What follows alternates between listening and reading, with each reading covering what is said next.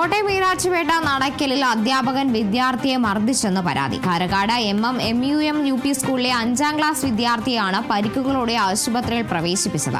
കഴിഞ്ഞ ദിവസം അധ്യാപകരോട് വിദ്യാർത്ഥി സംശയം ചോദിച്ചതിനെ തുടർന്ന് അധ്യാപകൻ കുട്ടിയുടെ തോളിൽ ഇടിക്കുകയായിരുന്നു. വീട്ടിലെത്തിയ കുട്ടിയെ പിന്നീട് ആശുപത്രിയിൽ പ്രവേശിപ്പിക്കുകയായിരുന്നു. എക്സ്റേ എടുത്ത് നടത്തിയ പരിശോധനയിൽ തോളെല്ലിന് പൊട്ടലുള്ളതായി കണ്ടെത്തി. പരാതിയെ തുടർന്ന് ഈരാറ്റുപേട്ട പോലീസ് കേസെടുത്ത് അന്വേഷണം ആരംഭിച്ചു.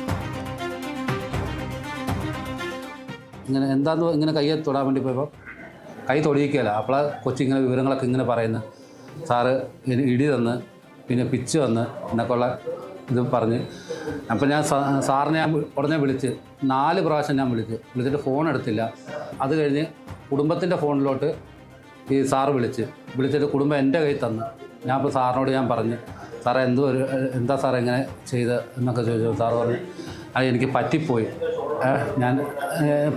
ഞാൻ ശരിയായി ചെയ്തതാ, ഇടിയാ ഇങ്ങനെ ഇടിച്ച് ഇത്രയും വരുമെന്ന് ഓർത്തില്ല എന്നൊക്കെ പറഞ്ഞു.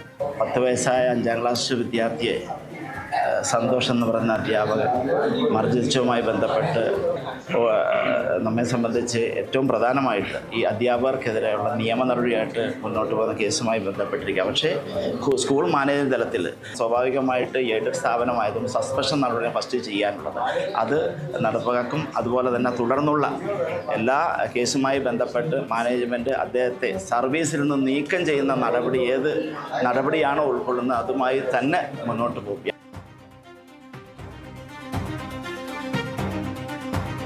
കോട്ടയം ഈരാറ്റുപേട്ട നടക്കലിലാണ് അധ്യാപകൻ വിദ്യാർത്ഥിയെ ക്രൂരമായി മർദ്ദിച്ചിരിക്കുന്നത്. കാരക്കാട് MUM UP സ്കൂളിലെ 5ാം ക്ലാസ് വിദ്യാർത്ഥിയാണ് അധ്യാപകൻ മർദ്ദിച്ചിരിക്കുന്നത്. ഇപ്പോൾ കുട്ടി ആശുപത്രിയിലായിരുന്നു, ചികിത്സയിൽ കഴിഞ്ഞിരിക്കുകയായിരുന്നു. കഴിഞ്ഞ ദിവസമാണ് അധ്യാപകനോട് വിദ്യാർത്ഥി സംശയം ചോദിച്ചതിനെ തുടർന്ന് ഇത്തരത്തിൽ അധ്യാപകൻ കുട്ടിയുടെ തോളിൽ ഇടിക്കുകയും പിന്നീട് കുട്ടീനെ ആശുപത്രിയിൽ പ്രവേശിപ്പിക്കുകയുമായിരുന്നു. ഇപ്പോൾ സംഭവത്തിൽ എന്തായാലും പോലീസ് കേസെടുത്ത് അന്വേഷണം ആരംഭിച്ചിട്ടുണ്ട്.